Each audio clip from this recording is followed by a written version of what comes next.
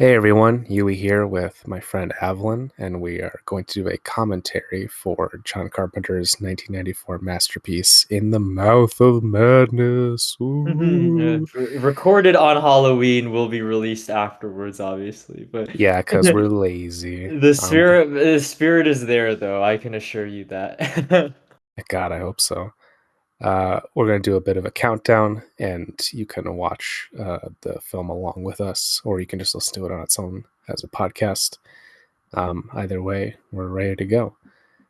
Three, two, one, go. Oh boy, the fucking Yeah, opening music for this. it's Too so good. good. This is the butt rock Metallica ripoff with Oh interest. yeah. And the thing is, like, low key, I kind of have a soft spot for that shit, like 90s It's good. Metallica music. Okay, look. The early 90s, you could get away with a lot. And nowadays, it's kind of like a Well, little now it bit. would be garish and annoying and cringe, but in 1990, whatever, it Yeah, was it metal was hadn't somewhat moved on yet endearing. into the heights of black metal. Yeah, yeah, yeah. Yeah, and this is like opening title sequence, credit sequence with the printing press. Great stuff. Oh, I need to get this soundtrack on vinyl. It's sick. Yeah, it's an interesting soundtrack, I think, beyond the opening theme as, itself. Um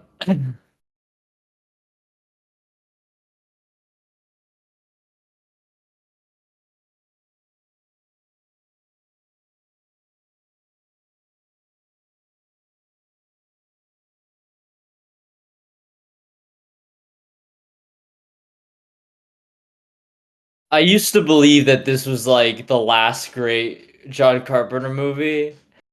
But obviously, I've come on Escape from L.A. and Vampires. I've sort of Yeah, I think he continued to streak through those movies. I think so. I think the 90s was as good as anything. Yeah, it's no, I like all his films. The only one of his 90s that I don't like is The Village of the Damned remake that he did, which Uh-huh. is honestly it just feels like the most like rote studio-ish movie that he did. Um it's just like What about the Invisible Man movie thing he made? I never saw it, we but don't talk about that. I'm not going to talk about that uh, film. the best thing to Chevy come out of Chase. that is that he met Sam Neill, who will give a great central performance in this movie. Yes, that's right. And he is good in that movie, I will say.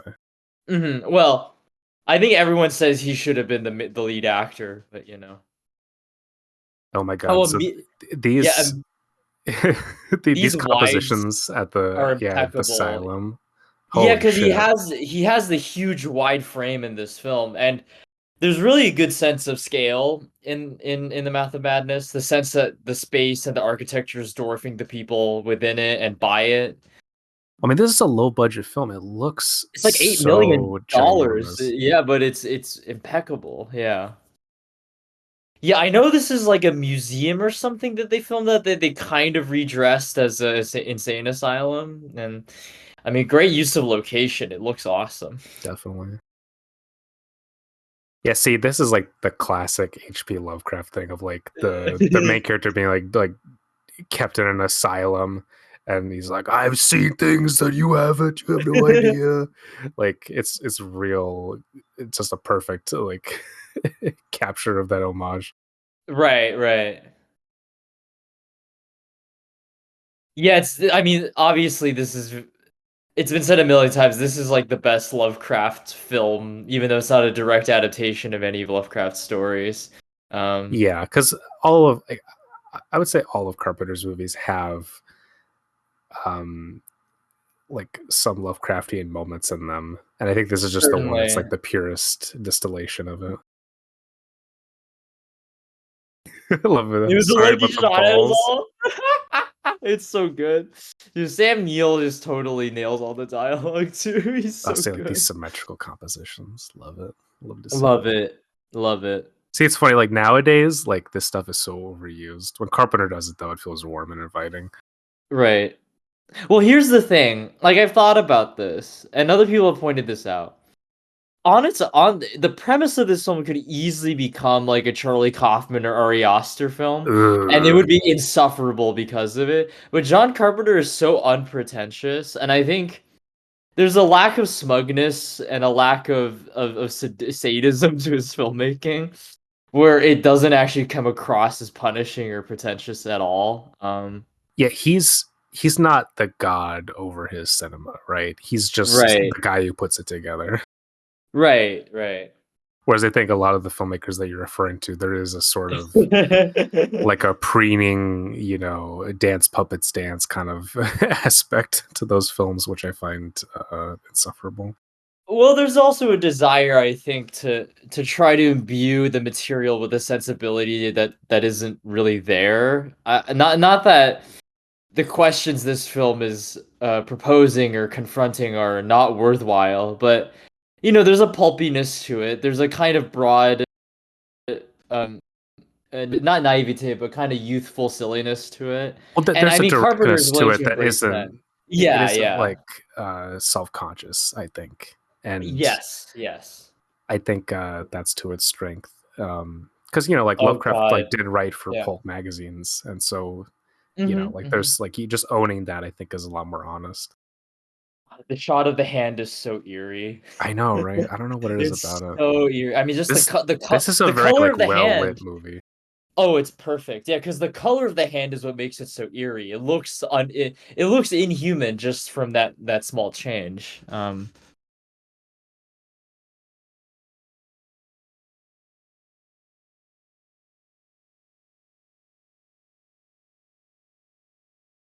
Yeah, really, like the key to making cheap movies just feel way more not just expensive, but visually dynamic and rich is just good. The straight up good lighting. It's just like or like really creative use of lighting is what matters, especially in a horror context. Yeah, see, look at how enormous this padded cell feels. It Yeah, feels it yeah. feels huge. I wonder what lens they use because that will definitely contribute to that feeling.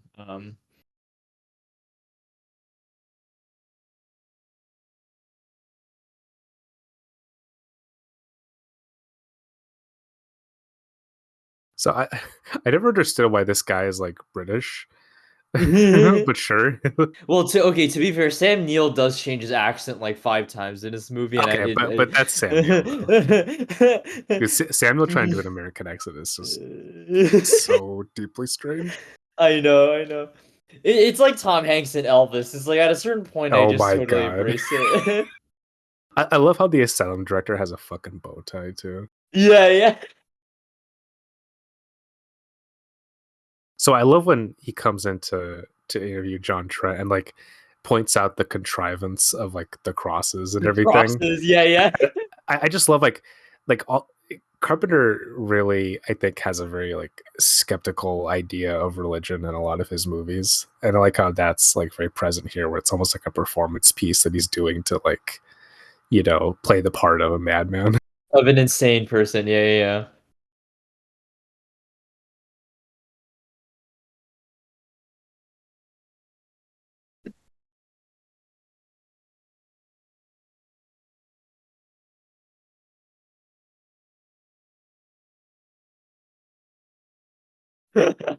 I love they keep hammering on him kicking him in the balls Yeah. thing. Swollen testicles.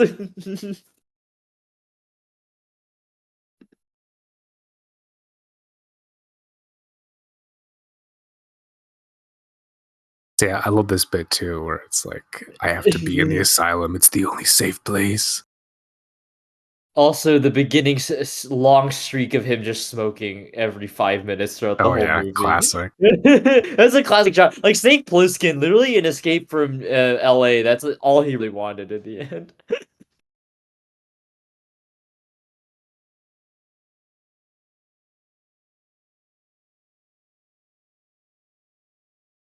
Every paranoid schizophrenic has pronouns, Ev. No, it's true. Every paranoid schizophrenic has a they them that they're obsessed over.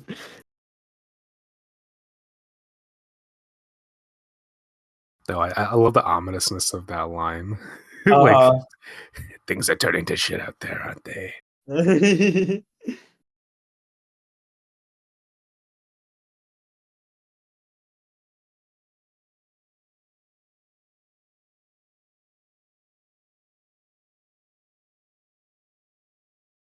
I think this film is unusual for John Carpenter in that it is structured really as one long flashback for most of the movie. I don't think he's really Yeah, done something like that I don't think so before or since. either. Well, okay, Yeah. Ghosts of Mars has a similar structure, but yeah, this is like Oh, the well, first time I yeah, think. that's true. I haven't seen it, but yes. Yeah, the use of time in this film and the editing, I think, is fascinating. Well, I'll talk about it more when we get to the Yeah, well, we later just had like a sections. match cut via the smoking, which is great. Yes, great. Yeah, I love we actually get this scene right now where we're showing that John Trent was like really fucking good at his job, or at least was like a Yes. hard-headed fuck. And I like that he's basically like John Carpenter's version of like a Michael Mann protagonist. And the whole movie is just like throwing shit at him so that his professionalism is like crushed entirely. Yeah, exactly.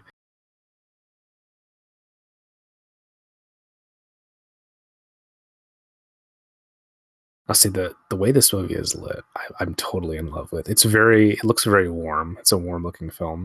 Hmm.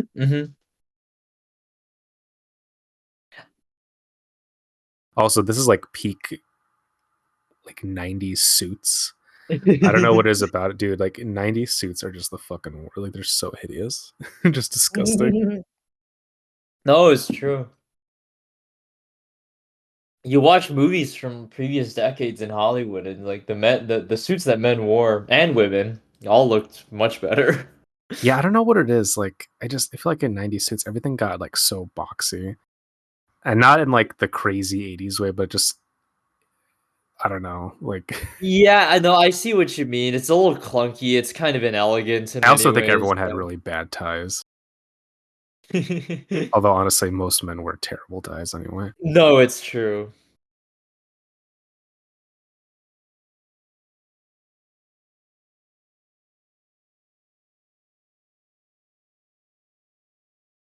See, I love the use of the ambient soundscape to like subtly indicate tension, where you have like the Hmm. sirens in the background as he's closing in on his story.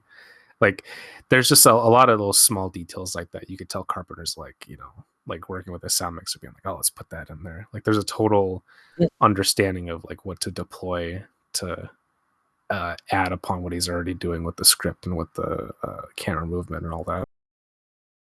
Yeah, and in terms of sound, that the score is not the only thing that necessarily can drive that. The use of of Yeah, he of, doesn't of other overplay it. kinds of sound is important as well. Yeah. No, I love the way this scene is staged, where we, Yeah, we this have this whole this bit with whole the scene window. is perfect. Yeah, yeah.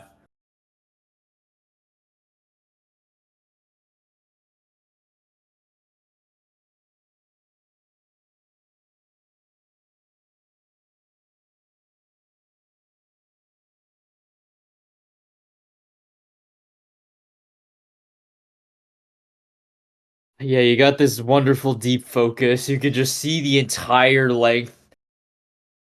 I mean, there's a sort of built-in suspense, tension that's already built in that into that shot because you see the whole path in which he has to traverse to get to them, and you're just waiting and waiting and waiting.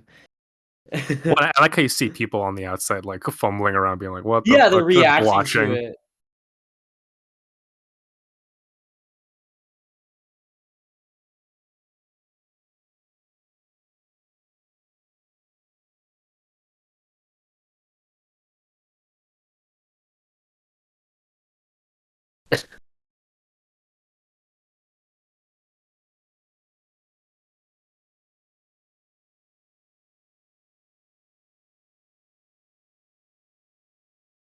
To the fucking like electric guitar.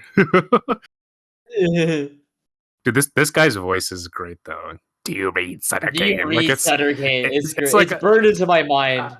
right, like there's something like just it's fucking incredible. Also, I love that when he gets shot, there's no squibs or anything. He just falls. Yeah,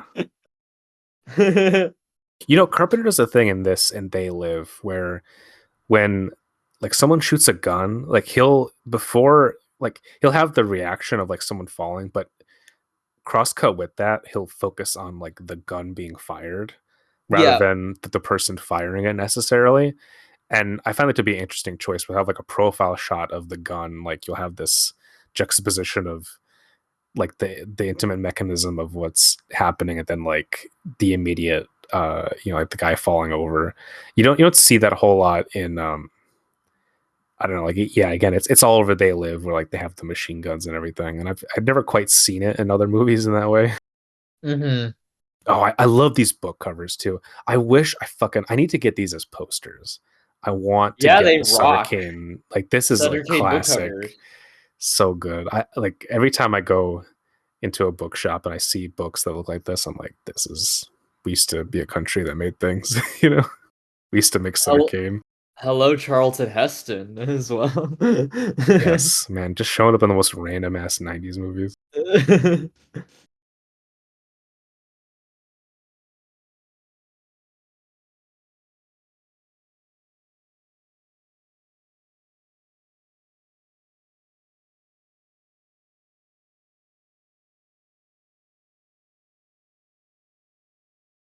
See, I love what he does with the camera here. Again, like there's layers of movement.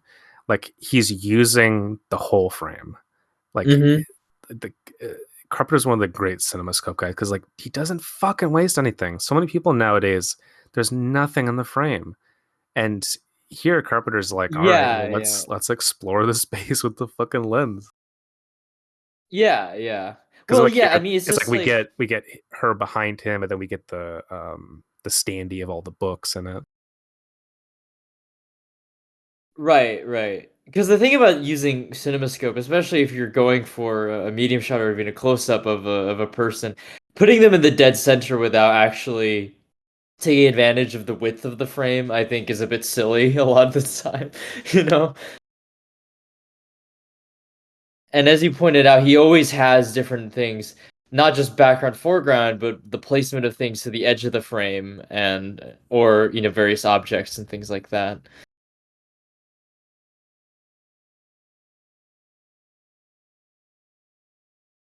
See, even they have like the cup and all that stuff. It's interesting. I think about this.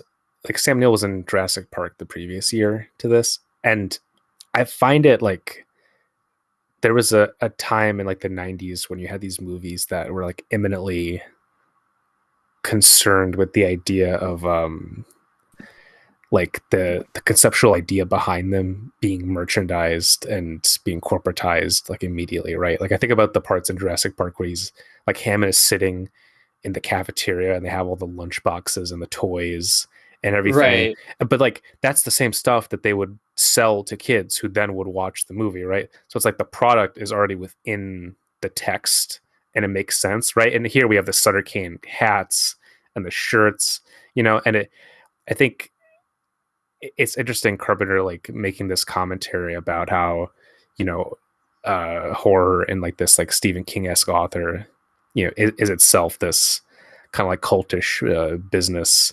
And this guy, he's like he's so skeptical of it, but John Trent ends up, being drawn to the madness as well. And it's like envisioning the like the corporate bestseller world as like being an extension of like the obsessive cult behavior. I think is interesting. Hmm.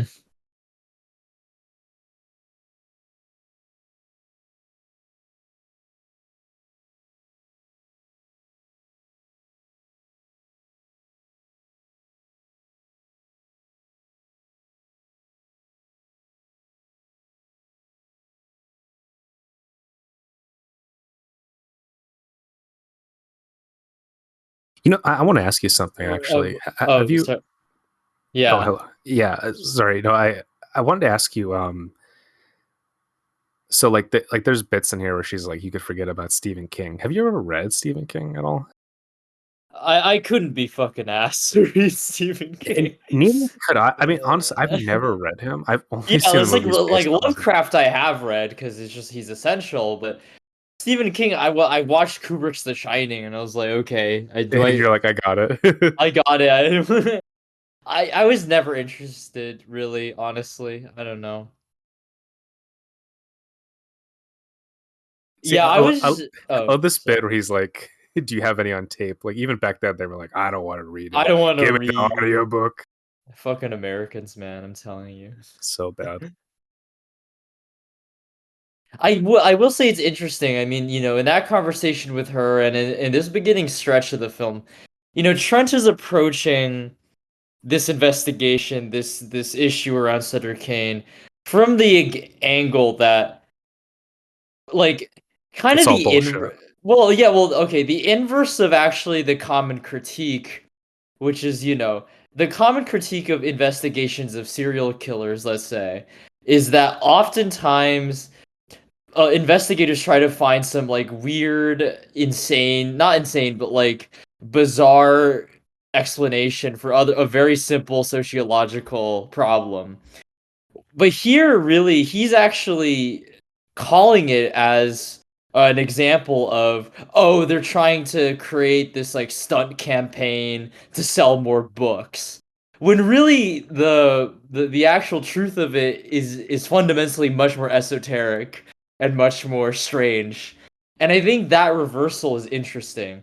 That that instead of actually immediately going to the more superstitious explanation, he's going for the more sort of simple, you could even say not capitalistic, but sort of, Earlier he's like, everyone has an angle, like very, you yeah, know, very material sort of. everyone's kind of has like a thing they're trying to work, right? So he's like very Yeah, yeah, cynical. a very material sort of approach, and obviously the whole film is just unraveling that way of thinking entirely. Yeah, it's interesting because like Lovecraft himself was like a hardcore like materialist atheist, like Right. like just like very interested in all those things. And he wrote his fiction as a way to kind of like get beyond what he felt were like the iron laws of causation and reality and all that. So like by putting this kind of character in a story like this, it's almost, like it's like you're putting like the author inside one of his own stories. Um and I I love how like this part where he's reading the novels, uh like the ink starts like getting on his fingers because he's reading them so much. I've never had that happen to me while reading a book, but I love Oh, the idea of it. I thought that was because his pen was leaking. I could be mistaken, but No, because I think it's like his fingers are so sweaty or something.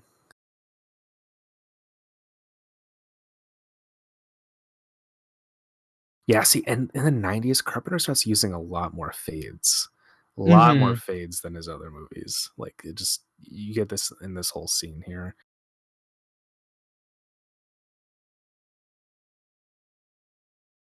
Yeah, I Uh, mean these scenes with him reading too. I mean, there's a use of repetition. Obviously, we keep, you know, cutting back to things we've seen. It's revealed to be a dream, and I think it reinforces. I think one of the film's core ideas is the idea of seeing as a kind of, or even just empiricism as a kind of, as almost like it's not a neutral framework. There's a political aspect to it, and a certain assumption of what we can perceive to be real, or even the idea of what we see as a main indicator of what we can understand to be real.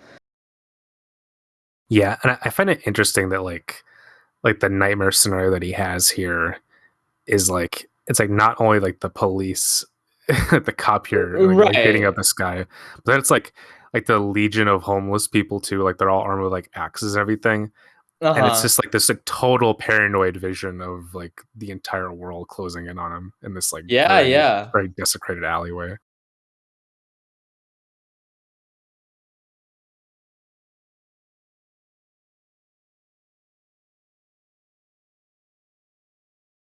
I think in a way, I think that's why I actually find, even though In the Mouth of Madness doesn't have any like, the same practical effects or, kinds of creatures as The Thing, I actually think fundamentally it's a scarier film than The Thing because really the whole logic of the world itself is something that can no longer be trusted. Whereas in The Thing, it's purely almost a biological phenomenon, I guess you could say. I Where agree with you. Yeah, it becomes like the thing is essentially like a mechanical creature in a lot of ways, whereas this it's like the space of filmmaking itself is broached and becomes complicated, and the film becomes like a slippery object. hmm Oh, I think you're right. It is his pen. Yeah, I assumed it was from the pen. Yeah, because I've never had it happen where the ink leaks onto my fingers. Say, giving myself panda eyes. I mean, great choice just from a filmmaking standpoint of view to already slather on the ink onto his face, kind of a parallel with what we saw earlier when he was in the asylum. See, this is me as a teenager reading House of Leaves, where I'm like, I gotta put it together. Like, I was like, I'm on to what this book's trying to say. I need to read that book. I know so many people who love it. Yeah, it's one of those books where like it, Oh it, God. Okay, you're sorry. just gonna like This oh, this hurts bit, yeah. me. Yeah, seeing the covers being ripped This is off. yeah, this is Oh. rough. Oh I would yeah, never do that to a book. God. yeah. No, I no, never. Yeah, or like if I did do it, I'd be like, okay, but I gotta buy other copies though. Yeah, no, yeah. Yeah, if I was, running an investigation into the disappearance of a prominent author, maybe I could make some sacrifices. Well, Av, I just want you to know that I've hired you recently for this job. You Oh, might be interested in it. you don't say. See, I've heard some people like they watch this and they're like, "Oh, it's a stretch." I don't know. When you look at the covers, when they have like the red lines on them, and Uh-huh. like how he puts it together by like just putting them together like puzzle Yeah, pieces, I don't I think think it it's that makes much of sense a to stretch. me. Also, I love that the big reveal is that it's New Hampshire. That's so funny to me as It's New someone who lived in New Hampshire, Hampshire. the It's like, horror. what? It's like, well, yeah, well, okay, for real though. I mean, it's like, what's so scary? New Hampshire.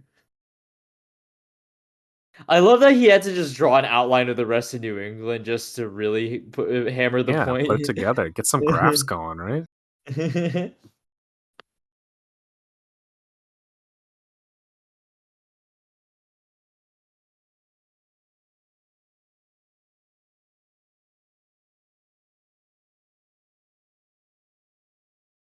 Sutter Cane lunch. I want a I Sutter want Cane one. Yeah. lunchbox. Pulling up to work with the Sutter Cane lunchbox.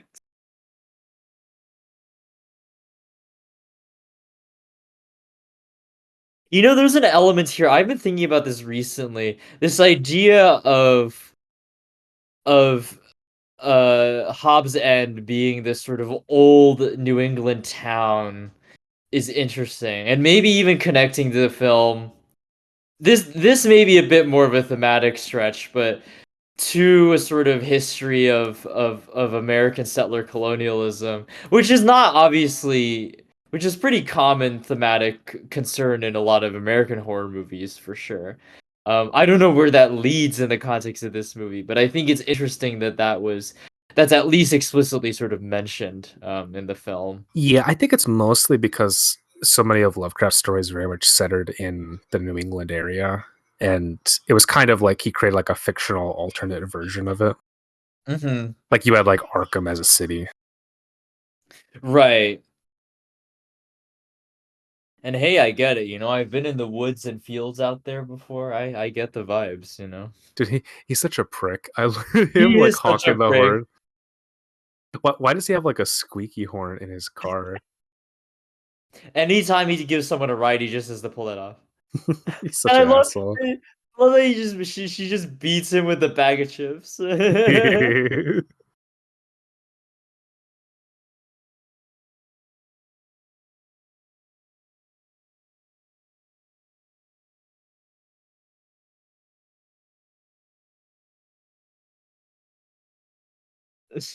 Dude, his accent.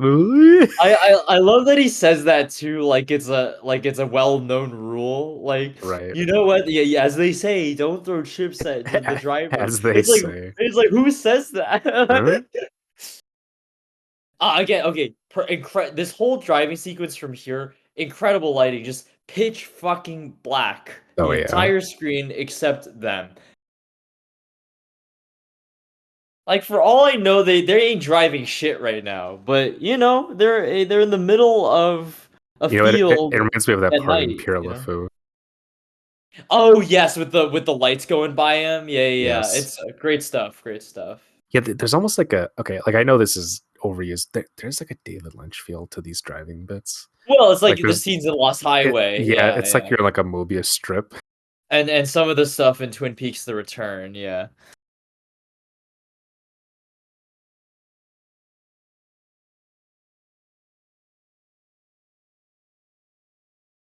Ah, now reality shares your point of view.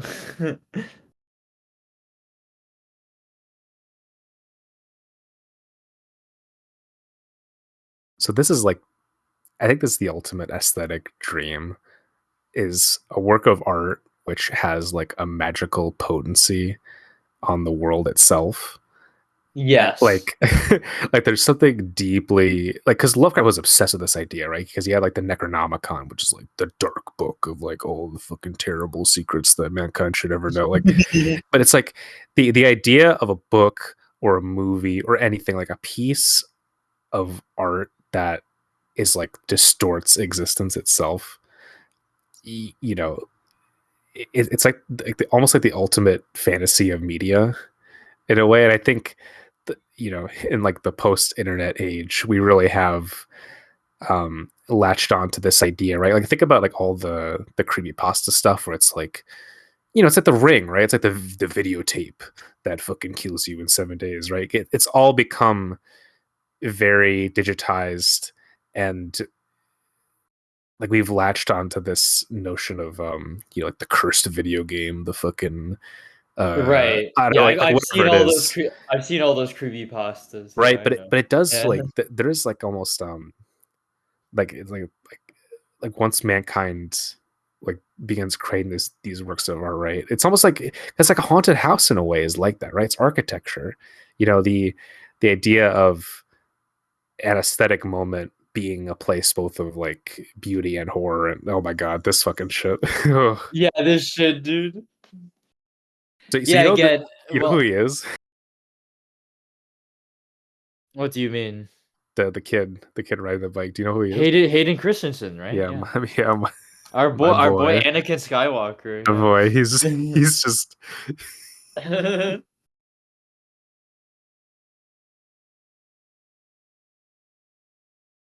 oh dude when he gets hit, dude. When he gets hit, Oh, yeah. there's something about that's like so shocking the way it's filmed. It's really Yeah, intense. it's the editing. I mean, honestly, like Carpenter's usually actually his films are usually pretty edited in a pretty restrained pace. And In the Mouth of Madness moves fast. Like there's a lot of rapid cuts in this film. Yeah. Well, I think as his career goes on, like Vampires is pretty rapid. Ghosts of Mars is Yeah. way more rapid. Right, right.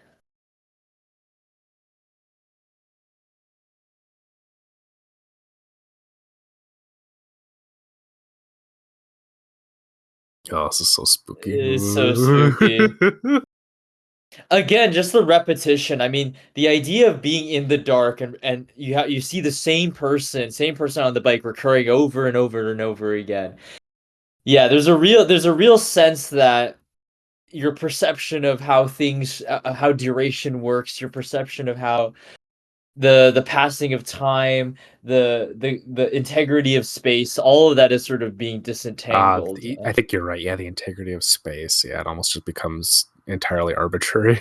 You know, totally, totally. And we're literally in the dark, so we have no idea where we are in relation to anything.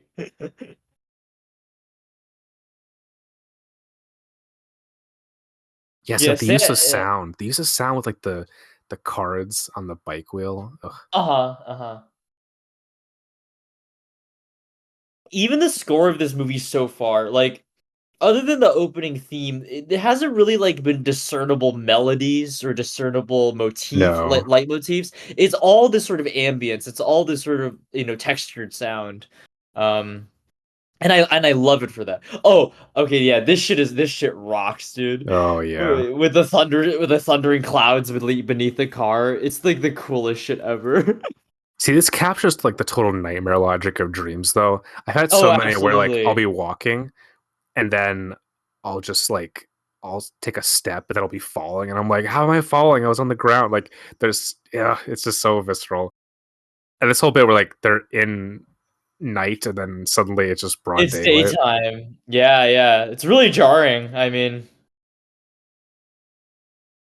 God, yeah, and when they just leave, it's also blown out. No, they just enter The into the exposure. into Madison County. Yeah, they just have Clint Eastwood as a photographer, Just taking pics. taking pics. Dude, I love that Sam Neill was just ripping some fat Z's during that whole Yeah, process. just sleeping. She's having a nightmare, and he's just like, Yeah. ah. Oh, we're in New Hampshire now. Yeah, can I tell you, like, with these fucking New England towns, if there's some place called Hobbs End, I ain't going there. I'm sorry, it's not happening. I Like, lived in New Hampshire for 3 years. Maybe I should have. If I had seen this movie sooner, I would have gone to look for it. you would have. I don't know where this was filmed. Actually, I mean, it very much feels like New England though, because it has like all these bridges and. No, oh, it does. It does. Yeah. I Oh, mean, the this stuff is so eerie architecture. though. It's like Yeah. suburban community. Everything's fucking empty. There's no one. And It's also the train tracks that are barely used, and yeah, truly just it feels like uh, almost like one of those what do you call it, like those towns that are like for historical recreation. It feels like one of Oh, those. yes, yes, yes, definitely. Well, I mean, I think that, and that feeling makes sense, because ostensibly, as we'll learn later when we meet Sutter Cane, all of this is constructed in a way. All of this is meant to Right, feel like, it's like a cardboard cutout. well, yeah, yeah, not to enter, Baudrillard territory, but the simulacrum, as they say. Fuck, you're right, Ev. Holy You're shit. right. Oh my God. Yeah, between this and The Matrix, people were just on that shit in the 90s. Yeah, like everything's fake, and now I can't tell what's real or not.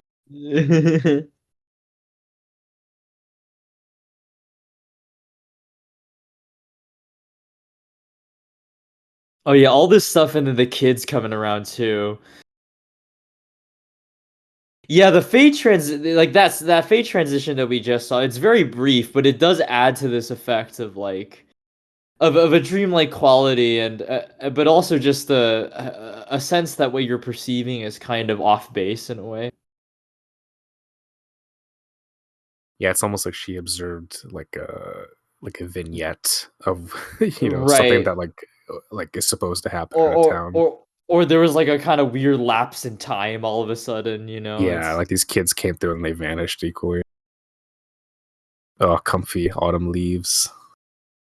I mean, in a certain sense, this is like good vibes, removed from its Oh, context, the this would be Pikmin good vibes. Hotel.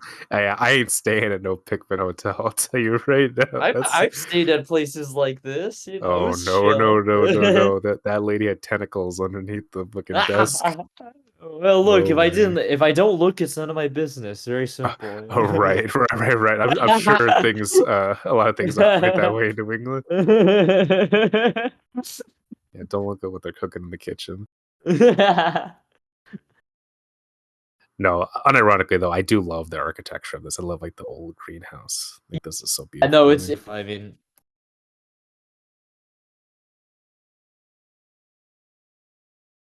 of course. Okay, so I did a quick search. It was all filmed in some town in Ontario, Canada. Of course, God of damn it. course. God damn it. It's always Canada. So frustrated.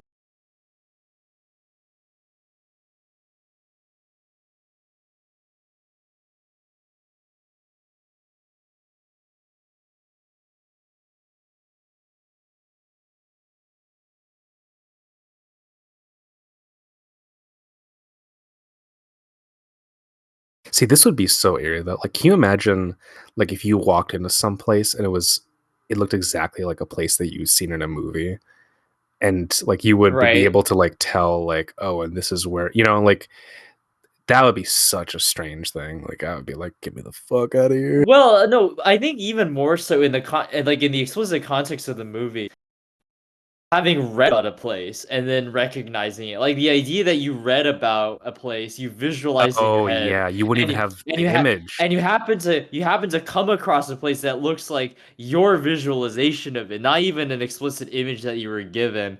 That's real. That would be really eerie to me, you know. Yeah, because it's almost like it's confirming with your internal world instead of just an external and and model.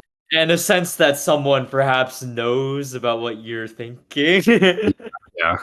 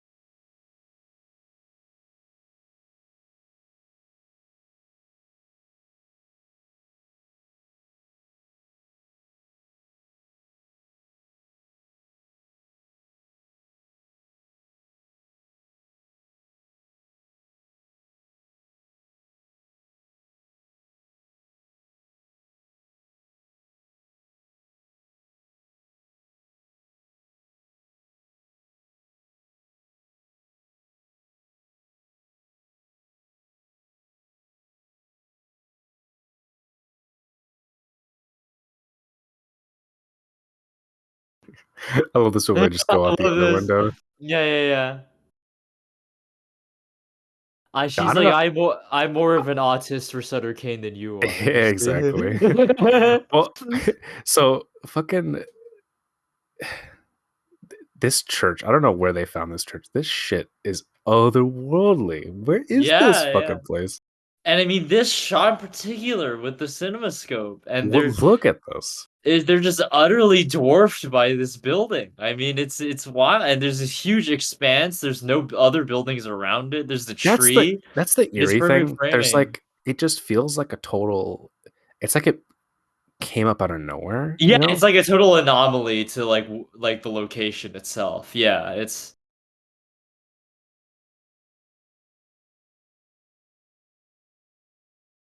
like Sutter Kane just pulled up, was like, "Yo, I want my crib down here," and he just built like a church, you know?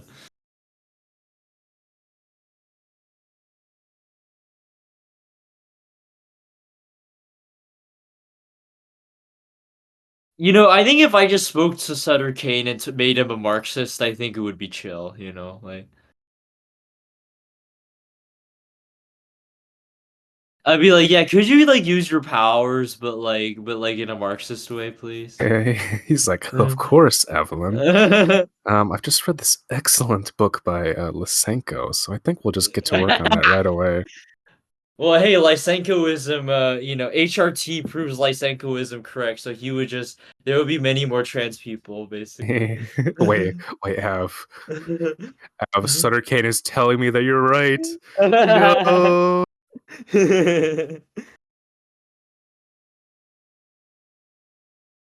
You know what though? I pointed this out in one of the reviews that I wrote. Like, I think the real horror about this movie and what makes some of my favorite horror films ever is like the idea that essentially like God is just like not even cool. He's just He's just like a horror writer, he's just yeah. a hack horror writer, and like the idea that like the world, it's a very like Gnostic notion where Oh, like the world is dominated by essentially an absolutely. idiot. Yeah, yeah.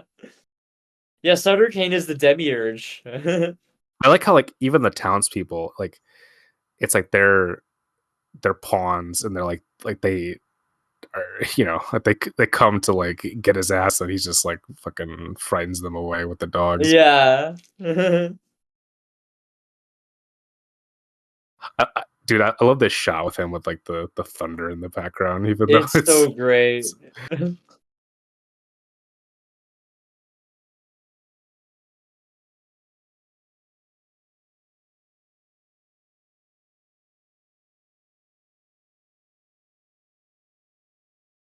Yeah, I gotta find where this church is because I would love to take a picture of it. You gotta pull up to Ontario. Yeah, that ain't ever gonna happen. You're This like this fuck, church fuck. this church is not in Ontario. Are you kidding me? You're like fuck them Canadians. No, honestly though, like respect to any Canadian listening, but I'm not doing this. Sorry, it's cold enough in Chicago.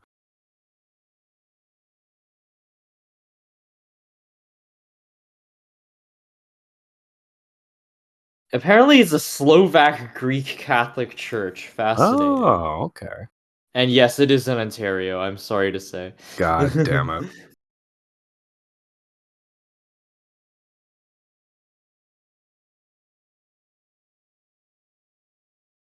See, I like this thing though, where it's like he's a right that it has all been staged. He's just like wrong about the ascription Yeah, but the of to description, like, yeah. and also the scale of who is like actually staging it. It's not a staging in terms of like a play. It's like like cosmically, it's entirely staged. Yes.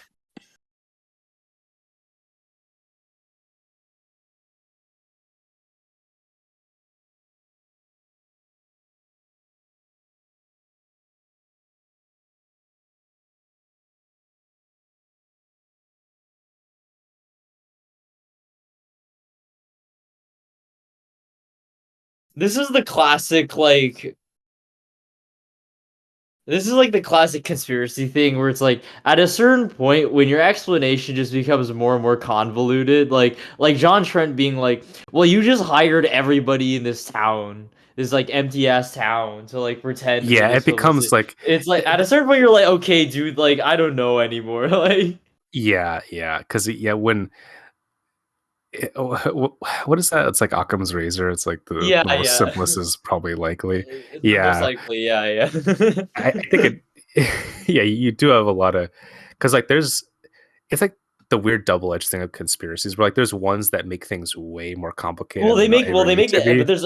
there's others that make them simpler. Like I think the JFK stuff it actually makes it Yeah, it makes it simpler. much simpler, Yeah, right? the So conspiracy there's like explanations make it two simpler. two edges of that blade, and it's Right. interesting how like they both kind of get lumped together in a sense when really they Right, couldn't be more right. different. No, exactly.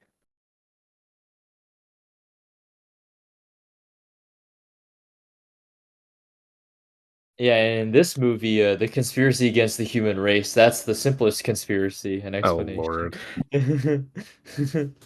what was the guy who wrote that fucking book? Oh, Thomas that Ligotti. yeah, that son of a bitch. Can I tell you? I'm writing a short story right now where I'm making fun of his ass, dude. I've never read his book, so Dude, that I fucker.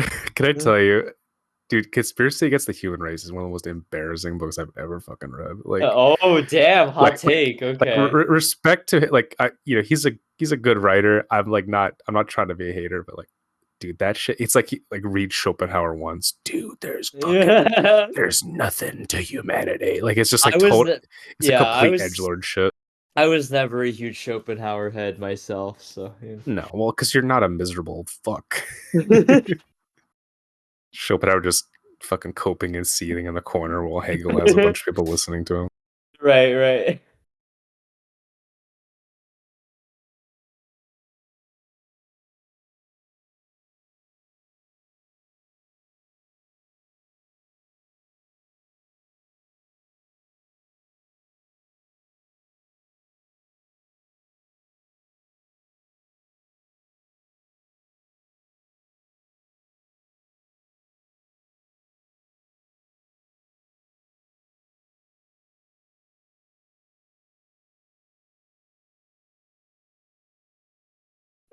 Been reading.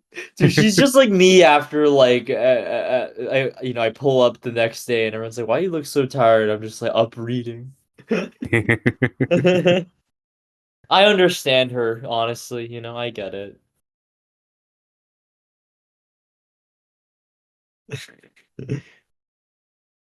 Yeah, I think about this bit anytime I see anytime I go, not even like a hotel, but like anytime I go to a place with like a big counter like this, I always like think like, what the fuck do they have Uh, underneath there? hey. Women are allowed to have hobbies, okay? I well, sure, sure.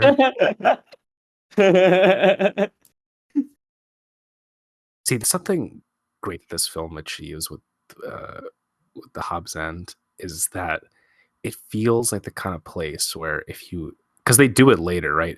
It's like if you wander a little bit too far out of its borders, you just loop right back in. Yep.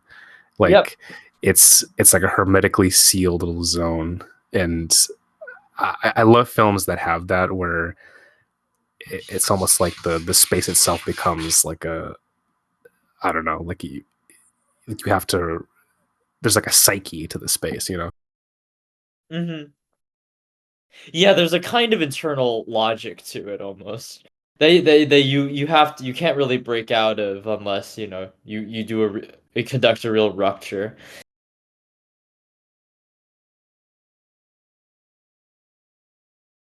Ah, the lighting in the church here. It's a nice turquoise tint. Man, we're already here at the night part, dude. You weren't kidding about this film moving fast. It's fucking It's quick as hell. fast. It's fast. I mean, the cutting is so fast. Oh, dude, the dog only having one leg now. That's so fucked up, man, dude. It is, yeah. Carpenter,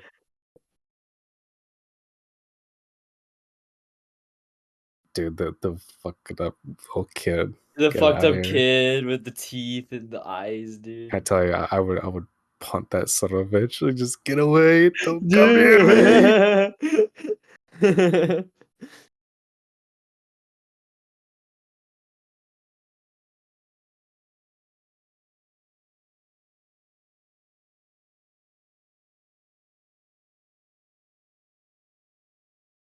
Yeah, I love how like we have the church that's like, do not enter, this is unholy.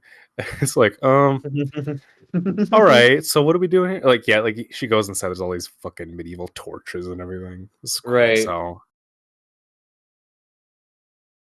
Yeah, I wonder if the interiors were shot on location as well, or Maybe. Do if you think they have torches in the actual it'd church? be, yeah, it'd be funny if John Carpenter had to just like add those himself. He's like, all right, this Yeah, is yeah, put them good, in but there. we need the torches. That's right. I mean, I feel like it's very much in line with Carpenter's filmmaking philosophy to just shoot most things on location. He doesn't strike me as someone who really does a lot of Yeah. stuff in Because studio for the lots. thing, right? They actually went to Yeah, and like Escape from New York, they filmed all that shit in St. Louis, I think. They just found like a place that was burned down. It was like, all right, that's our New yeah. York.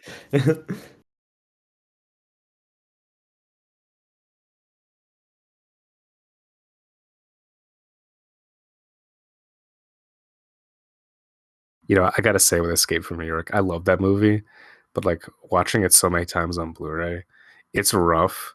Cause like the parts that would be obscured with like a shitty print or like a You could see VHS, so clearly with the Blu-ray. you could see some of the seams, and like I don't usually care about that stuff, and I don't, but like I'm like, Hmm. oh, you know, but it makes it human, which I enjoy.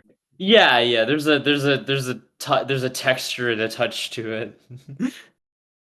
So Sutter Kane's probably like the last writer in history who's like, I'm sticking to the typewriter, The sticking to it. typewriter. I think after Oh, okay. 1994, most writers are like, I'm gonna switch Well, no, over. you that's because you haven't seen Brooklyn hipsters at concerts. You know, they always be Oh, of bringing their course. typewriters. Yeah. Yeah, I'm sure on their goddamn ink ribbons. Okay. Brooklyn hipsters, give me a break. Hey, no, no need to. That's close to my territory.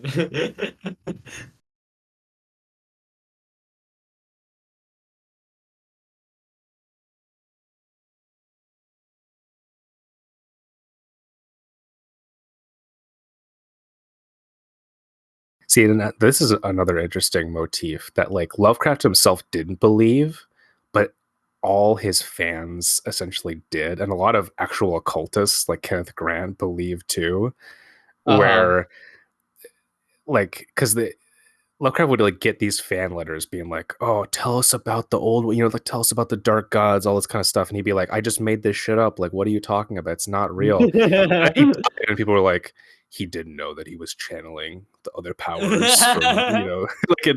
And so you had guys like Kenneth Grant who was like, you know, like, "Oh, actually." you can connect his system to the ancient workings of Babylonian magic, and like you know, Well, okay, you know what though? it's funny though because this movie has that bit where Right. it's like, oh, I thought that, okay, I was just making all this shit up. It's just fiction, but it's like in a way that it's like the muse itself, the artistic muse, is like an alien being that invades you. Yes. No, and I like that. I like the idea of the work of art as something kind of beyond you or the audience, even in that way. As this kind of force that can operate, on its own with its own power. Oh yeah, here's where we start getting these really rapid fire montages.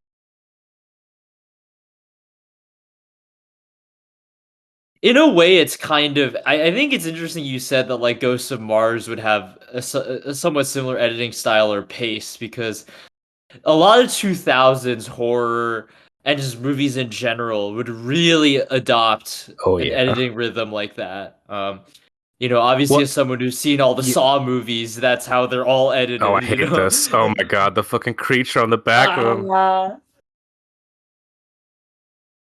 Dude, okay, so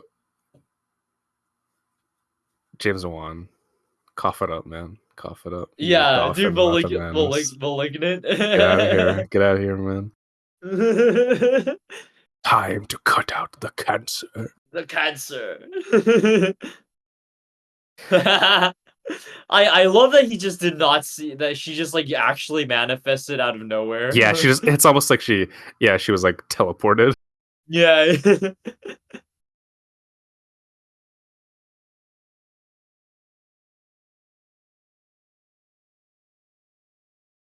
Yeah, great wide shot. A lot of negative, the floor being the negative space. Yeah.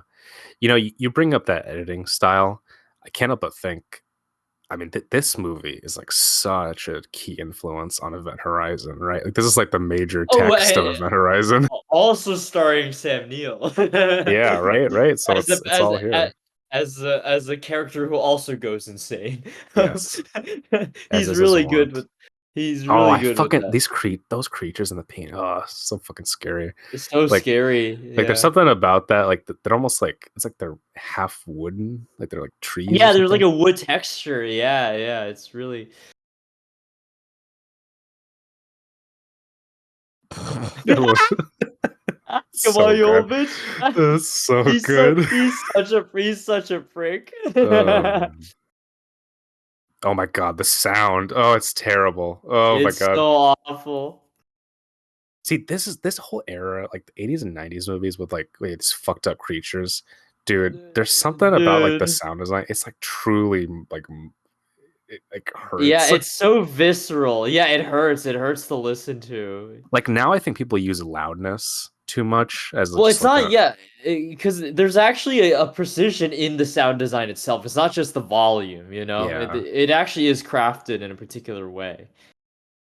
Yeah, because Because it was there's just like a dissonance to like the way that the thing sounds and the way this creature sounds. and there's a weird intonation with it where it feels almost like kind of electronic in a way. Like it feels distinctly non-human in an unsettling way. Whereas Dude, if it this was just like a scream or a thud, it's like whatever, you know? yeah. Ca- Can I tell you like this is me whenever I have to go down to the basement. I was Oh, always I worried that I'd get it. find some monster down there. Yeah, oh, trust me. When I was a kid, yeah. Oh, dude, this shit's so fucking scary, dude. Like not being able to see the face in front of the Yeah. fucking oh, Oh dude, God. that's the fucking scariest thing. He just gets He tossed. just gets owned. He just gets owned like, I fucking immediately. love that. That's such a such a good cut. Oh, the way this is lit, stupendous. Look at Oh, this, it's beautiful. It's beautiful. And the slight blue tint of the light in the greenhouse is perfect. dude. Like, I love you. Can't even fucking see the monster. Really. Like, what's Yeah, the whole amazing about this film? movie, you Like, you don't ever see everything fully. Yeah. yeah, like just the mastery of shadow that he has. It's so good because like I just like I look at that, I'm like, what the fuck is that? Like it's just like he's able to capture that essence of Lovecraft where you're like that like it's almost like a magic eye painting. You're like, what am I looking at here? What am I looking at? Yeah, what is this actually supposed to look like? And of course, it's meant to be ineffable, you know? Yeah, I think he does a good job, like because like cinema is inherently a visual medium, so you're like, well, how do I do Yeah, that, yeah. right? But I think And in this movie, he's generally, able to accomplish it with quick cuts and shadows. right, and I think generally both of us are kind of sick of horror movies that just like are reluctant to show anything at all, period. Yeah. Um, but here it works because of, everything we just said.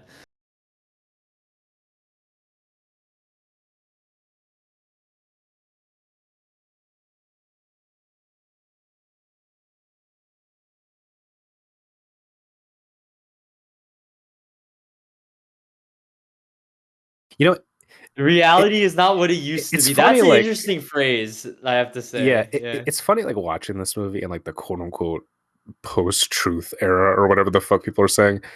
But I think there is something to be said about, like, the idea of, like, media itself almost, like, propagating new realities. As much as anything, right? I think it does. It's like the superstructure informing the base and vice versa. Right. I mean, I think that to what he said to what I think is interesting, what it not used, what he, it's not what it used to be. That implies a sense of history. The idea that Yes. our understanding or perception of reality is actually historically contingent, which I think is true. I mean, in terms of different historical epochs, the kinds of technological or artistic developments of those periods, what those can say or inform us about a reality, that does shape what we understand that to be, like there's a lot of truth to just the phrasing of that statement. See, I just love how like her character just becomes this like absurd figure, and Yeah, like yeah, when yeah, he she totally punches her, nails it he too. just keeps like punching her, like he punches her knocked her out and like just carried her over his shoulder.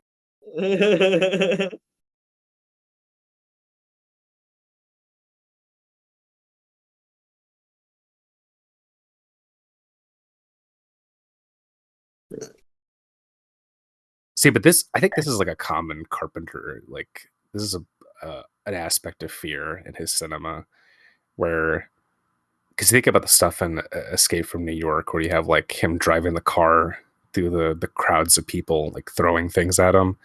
Like, Uh-huh. the, I think Carpenter does have this. I wouldn't say like claustrophobia, but he has a fear of like crowds. He has a fear of like being suffocated by people. Is Like is in do you Assault think from that Precinct 13, right? There's just this mob of like the gangsters right? outside. What do you think it's his latent libertarianism coming through a little bit, I think or so. I think it's in essence, it's like the thing, right? It's like yourself being destroyed and being right? absorbed into something that you don't understand. I think, you know, I think he is afraid of like the dissolution of the self into, into new horizons that are not compatible with, you know, uh, whatever his values are as an artist or as a person. Right. Oh, dude, this stuff with her head. Yeah, it's so freaky. Oh man.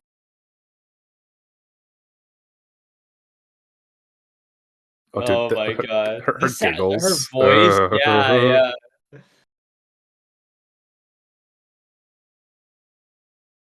It's almost like the proto Sadako And in the ring. also her steps. There's like an added wet sound effect to Well, it's them. totally It's like Silent Hill. Like there's like some, it's like a herky jerky kind of motion.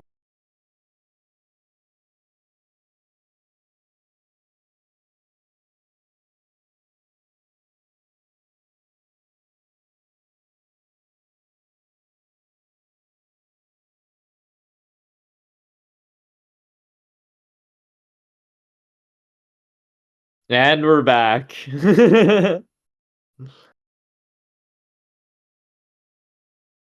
Yeah, but this totally So like captures the essence of a nightmare where you just can't do anything. Like you're just you can't fucked. escape. Yeah, you're just stuck in that loop.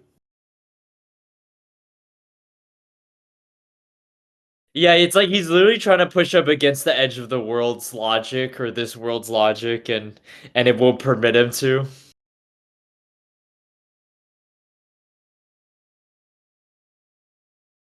See, I've thought about this though.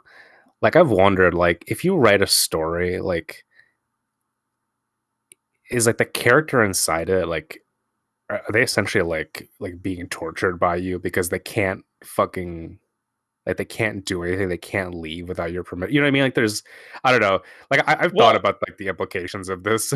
well, I think well, Jonathan Rosenbaum actually pointed out something interesting with this movie is that to him there aren't even really any conventional.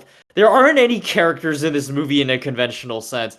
In a way, maybe perhaps because for him, or and at least what I understand of that statement is, these characters actually don't really have any agency at all at the end of the day. It's a total acknowledgement of the fact that none of the characters in this film have any control over anything they do, really, at the end of the day.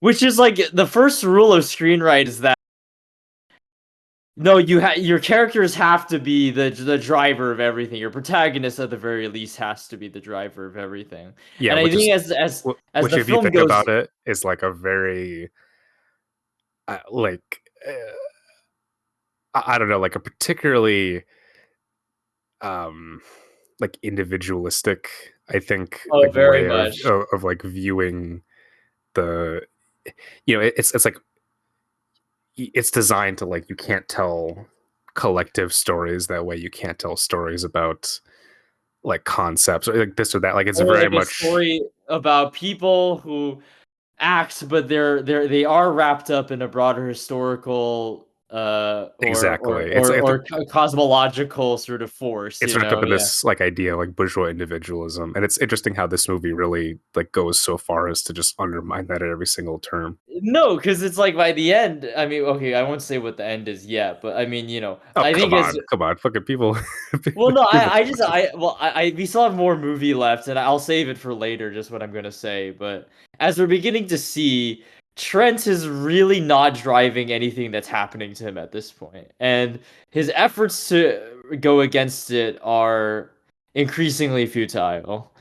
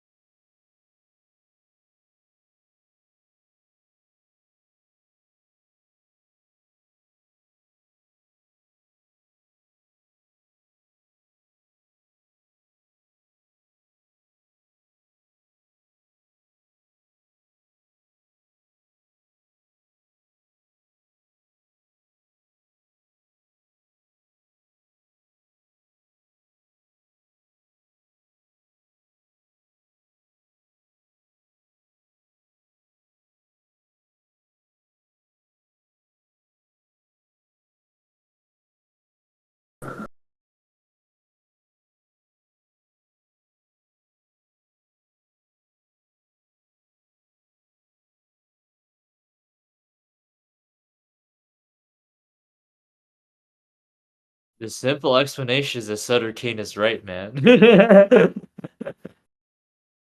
But he says like he's always looking for the con. That's like Yeah, yeah. the con is the world. The con is the world. Your understanding of reality is the con.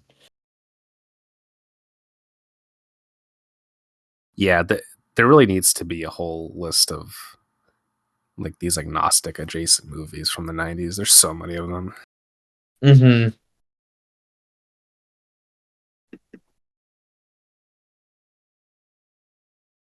See, this is what I'm talking about. Like this is the ultimate. Like if you're an artist, like truly this is like it's perverse, but like you want the Sutter Cane thing. Like you really want you're like, I want to make the thing that infects people and like mutates them.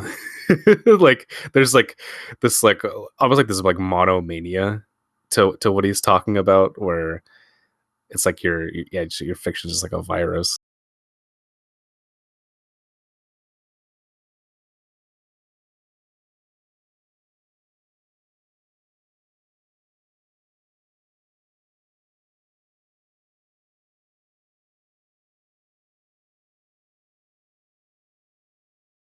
Yeah, see, I like here now. It's like the boundaries of physical space just completely collapse, and people are just like being thrown from place to place, teleporting. Right, yeah, yeah, exactly. Because that's how when you write, that's how it is, right? Like characters will just pop up here and then go another place, and there's no reason why they have to, you know, laboriously go from bit to bit. Yeah, although, yeah, I think here, obviously, the film is making very much a point of it, as we both discussed earlier, the disintegration of a certain sense of spatial integrity.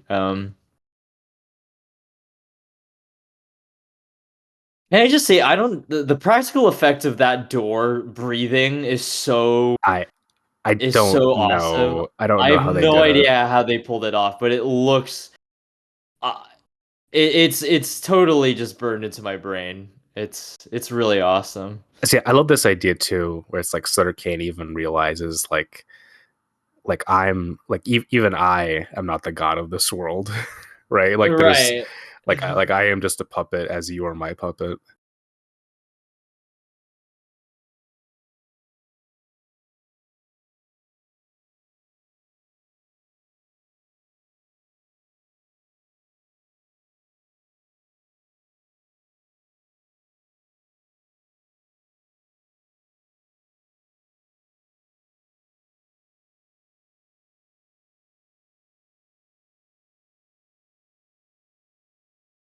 You know, something else that this reminds me of like ancient Greek drama, right? The idea of these characters railing against their fate, like Oedipus, right? Right. It's like the characteristic blind spot hubris uh, of a tragic hero who's like totally enveloped by the strict, complete, determined mechanism of the cosmos, but Right, is right. like is either unaware of it or is like actively fighting against it. And Yes. I think it's interesting, like that Carpenter, in some ways, like is availing himself of that tradition here, and like like trying to update it, for like this like postmodern '90s era where it's like you know like the gods are fictional, but the fiction still has power, right? It's this Mhm. like reversal on reversal. Oh, This image this shit's crazy, this image of Sutter Kane ripping himself like a page, it's awesome. It's so cool. astonishing. Yeah, No, this is where we really enter the territory where I think the film becomes something truly like formally experimental. Like this is yes. really, really bold stuff. Look at this bit. This is incredible.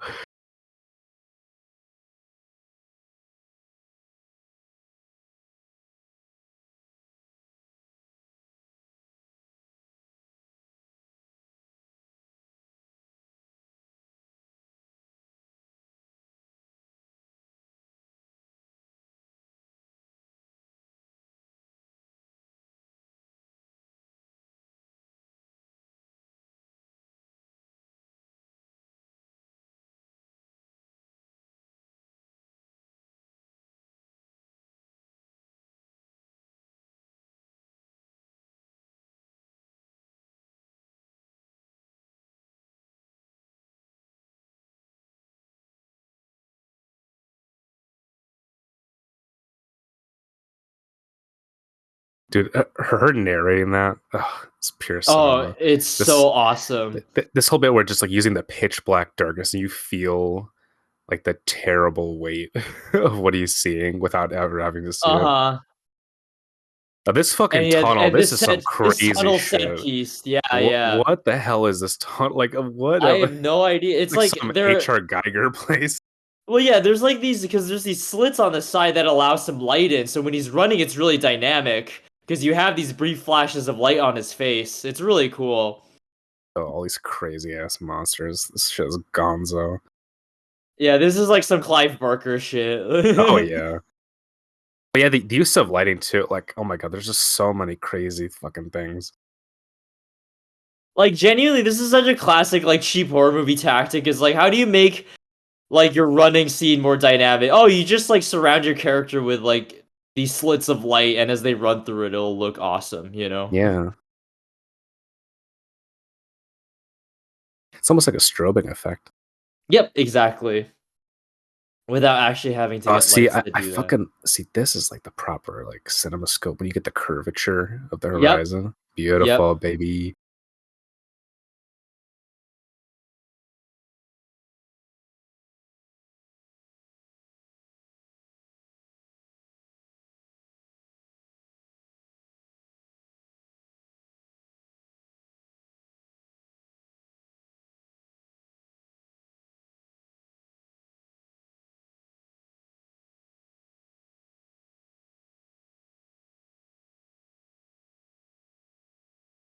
I mean, hey, I mean, speaking of characters trying to, rub against their fate, Hayden Christensen would be in another one of those movies, Oh Revenge of the Sith. yeah, good point. Good point. Well, no, like genuinely, I mean, the whole premise of that movie being like the self-fulfilling prophecy of he's worried Padme will die, so he turns to the dark side, but that's exactly why she dies.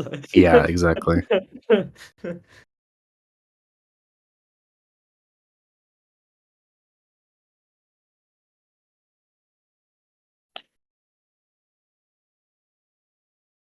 Yeah, Hobbs End may not exist, but you still have that damn book, man. Yeah, exactly. Oh my god, that reminds me of like what Godard was saying in Histoire de Cinema, where he's like the guy who ventured into the dream and like picked a flower, and then when he awoke, he still had the flower, Yep, and yep, and that yep. and that man was me. Like that shit. Like that's the fucking artistic dream where like you enter into the fictional space, but then like you leave with the real memories and feelings. Yep, Like exactly. that's what happens.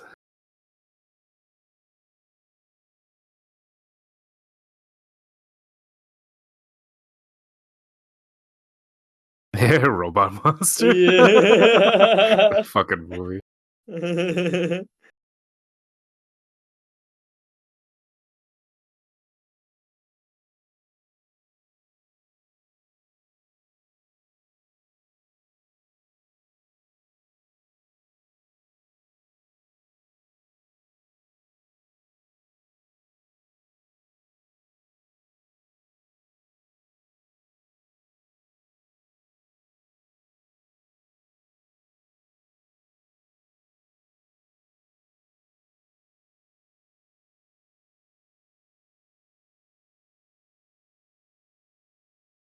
Yeah, Carpenter does so much in here with like places of no humanity, and then like a person suddenly intruding on a place.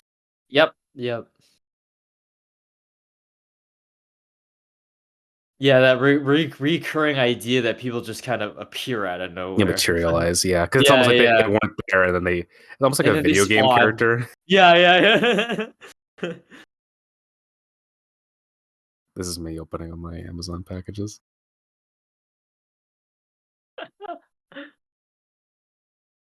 You're like, who said this? Who said this? How do they know my name? You ordered it. No, I didn't. I love this guy just coming in. I was. He's just, It's the most it's random character. so good. He's just giving it his all. Oh, he burns it in the fucking. Yeah, in the sink. It's a little bit of a fire hazard, but sure. Hey, you can turn on the faucet. No big I deal. guess so. Do Yeah, I love the hippie lady? just a random hippie. It's like the 90s, man.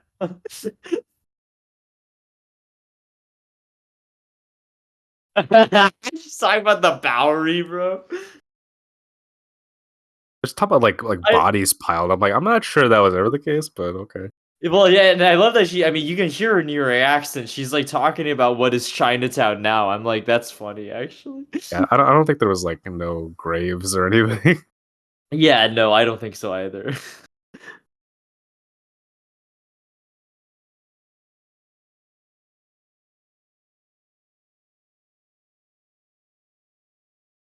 Yeah, but what if he is?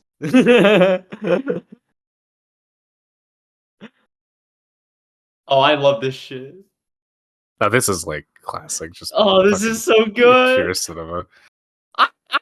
Just He just loses his mind. just awake in a James Cameron movie.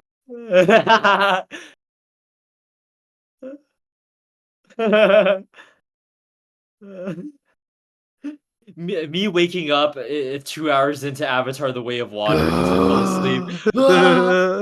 asleep. Some random shit's happening. Are you deaf and dumb, sir?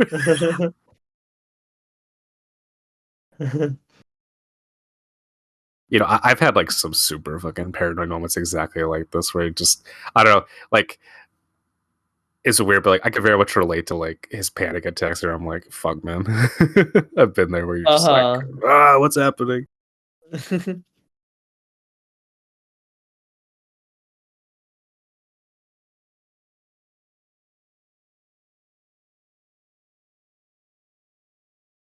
Just walks out. He's just losing his goddamn mind.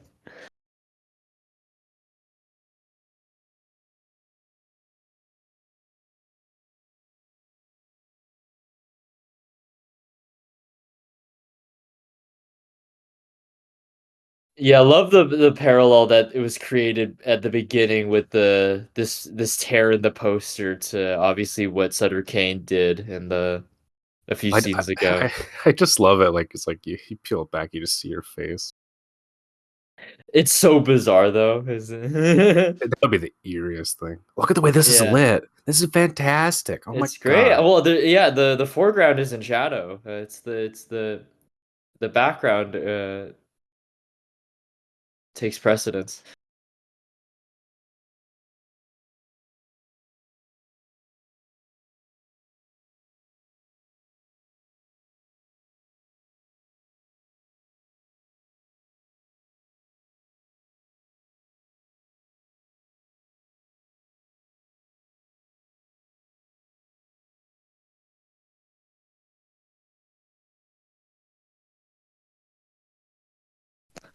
See, this is like a very scary thing too, where like some person could like vanish out of reality, and like you're the only person who remembers them.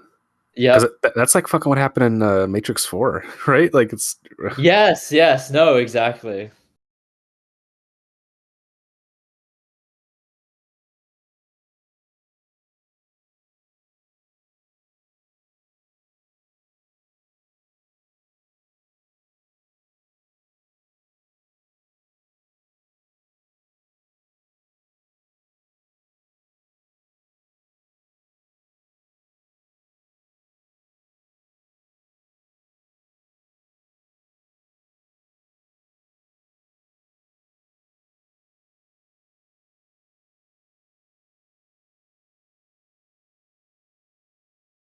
He he couldn't stop it.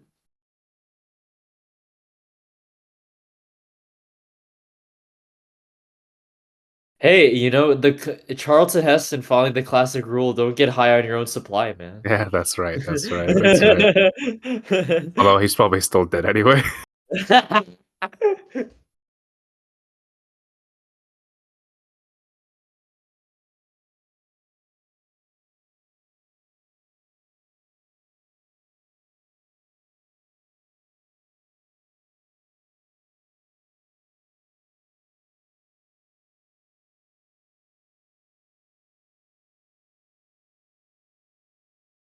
I would read Sutter Cane. Why Oh not? yeah, 100%. What I got to lose except my mind? Uh, but haven't I already? Uh.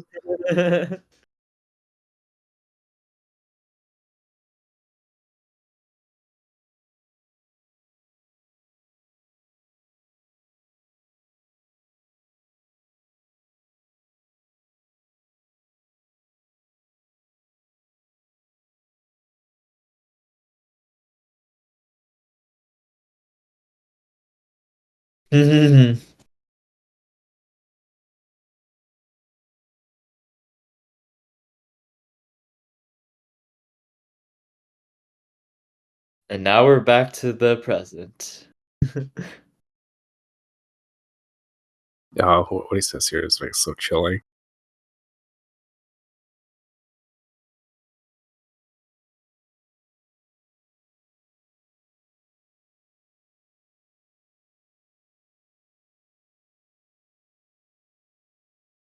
Oh my god, the way things are lit in this cell.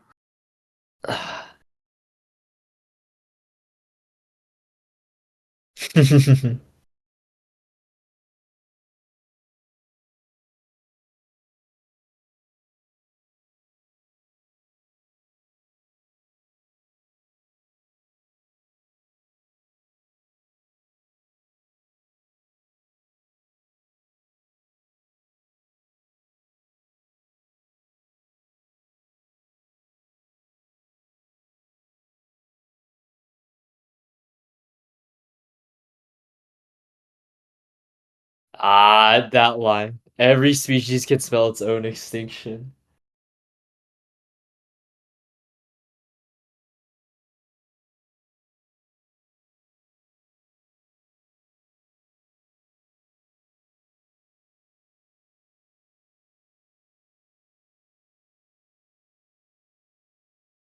God, yeah, that's so eerie.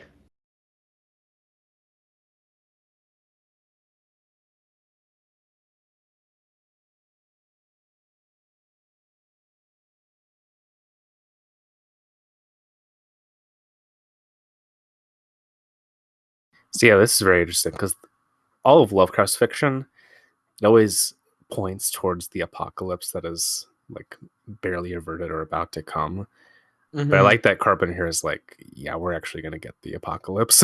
Yeah, there's It's literally happening. nothing. There's nothing nobody can do at Because in the anybody thing, can do it's it. like foregrounded, and in Prince of Darkness, it's like, is it happening? Is You know what I it? mean? Yeah, Yeah, there's a little bit of a cliffhanger with yeah. Whereas Prince it of is it Darkness. here, we just totally No, break into it. it's definitive. Yeah, yeah, It's never been more over. yeah, yeah. Now, okay, this stuff scares the Yes, shit out of me. when the apocalypse actually happens and he can only see it from inside the cell. This God, is so terrifying because like the idea like you're trapped in a place and like you don't like all you're you observing hear the of the world's sounds. collapse. Oh yeah, the use Yeah, of sound is so expert.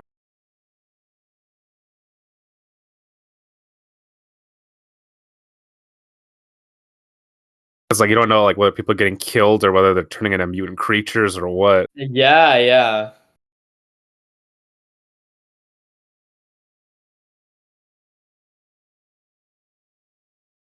Ah, and then the silence.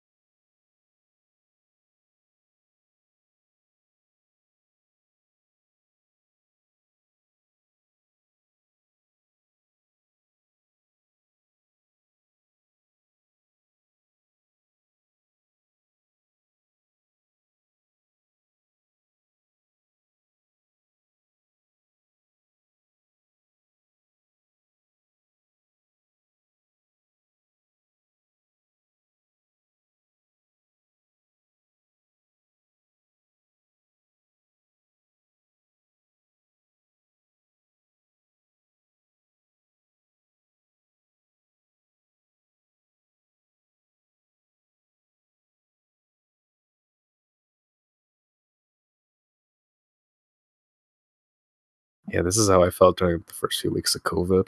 Like, where'd everyone go? Yeah, where is everybody?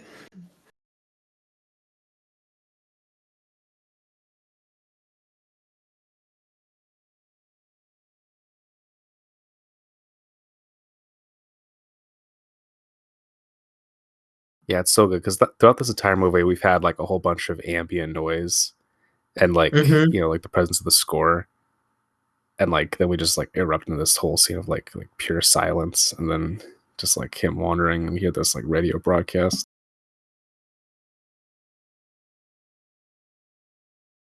Yeah, this guy doing the radio is like so fucked. By the way, he's so incredibly fucked.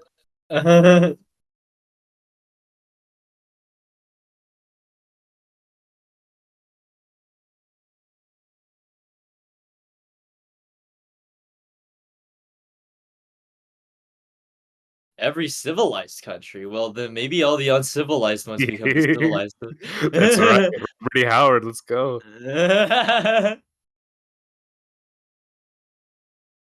Yeah, also there's the way like this exterior is just trashed. Like just having a few like abandoned cars and it totally communicates everything.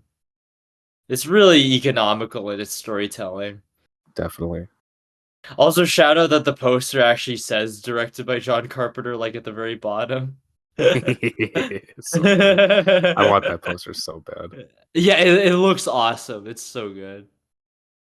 A John Carpenter film. I love that he still gets his popcorn in I the got the end. popcorn. It's important, you know? He got himself. The apocalypse might happen, but you can still get your popcorn. Exactly. This is just Tom Cruise's dream. Back to the movies. Again, the repetition here. All these previous moments, just put him all together. Oh, I thought we got like the super cut of it. Like, Yep, not reality. And look, all he can do is laugh. There is nothing he can do anymore.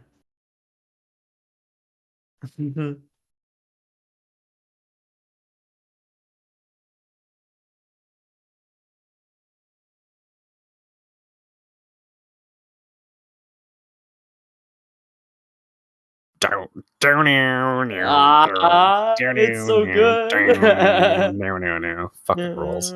Dun, dun, dun. Oh, Dun, dun. hell yes. All time ending. All timer, but yeah, my personal favorite John Carpenter movie. Yeah, I would say mine too, I think. Yeah. Yeah, yeah.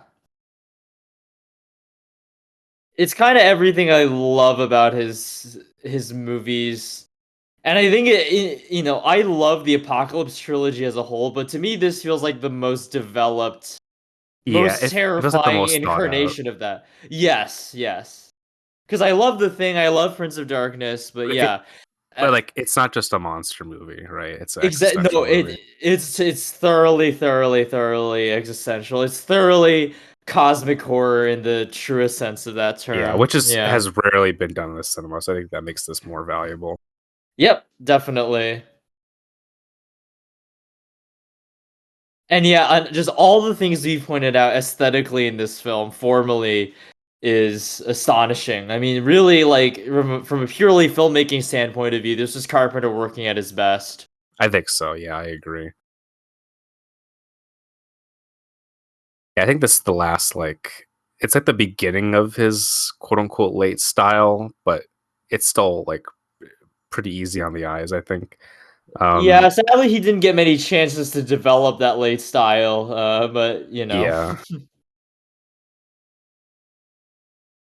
maybe he can get to make that Dead Space movie one day. But That shit ain't ever happening, by the way. That's never happening. Nope.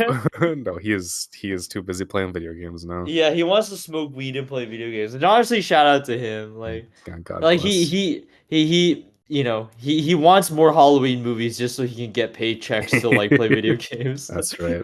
Yeah, if we're doing another Carpenter movie, which one should we do? Good question. I think Apocalypse trilogy we can avoid because we've done this already. Sure. They Live, I feel like has been talked about to death, and it's not really a Yeah, I'm not favorite sure. of mine. Yeah, Yeah. neither from But me. honestly, okay, Big Trouble in Little China will be the one. That Big actually, I think Trouble. is Yeah, pretty yeah, up. yeah. It's Big Trouble, yeah, because like I think that's his most successful attempt at making like an actual action movie. Well, and it's Because as his much as only studio movie in that vein, I think. very much, and obviously all the silly like stupid like like Chinese like esoteric and stuff, I think It's is great, fun. dude. You get wizards, man. Um, yeah, and I would imagine trying to place that movie in the context of like actual Hong Kong or Yeah, Chinese wuxia. martial arts cinema would be interesting. So that would be cool. Yeah, that Yeah, sounds yeah. good to me. Yeah, other than that, I don't know. I mean, vampires would be fun. I don't know if I had much to say, but Yeah, I think that might just be a solo one for me, being like, "This is a badass moment." yeah, no, well, I'll just be gushing about how James Woods is awesome like the entire Hell time. yes. He's so no nonsense in that movie. Oh, just peak, no fucks given. And hey, I going into that movie, I had no idea if it was actually a Baldwin brother, but I was like, "Is that a Baldwin?" And I was right. No, so good. This fucking I stupid ass butt I rock. I really honestly, if John Carpenter goes on tour again, I would absolutely get tickets to go see him live. Like, oh god, hearing all of his main themes being played live, I will lose my shit.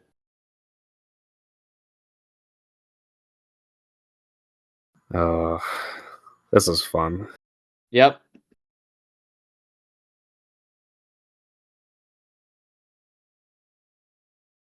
But to be honest, though, I've got enough to read as it is. I think I'll just put Sutter Cane back on the shelf. Maybe some other time. No, it's true. Yeah, I still have, more Hegel to get through, you know?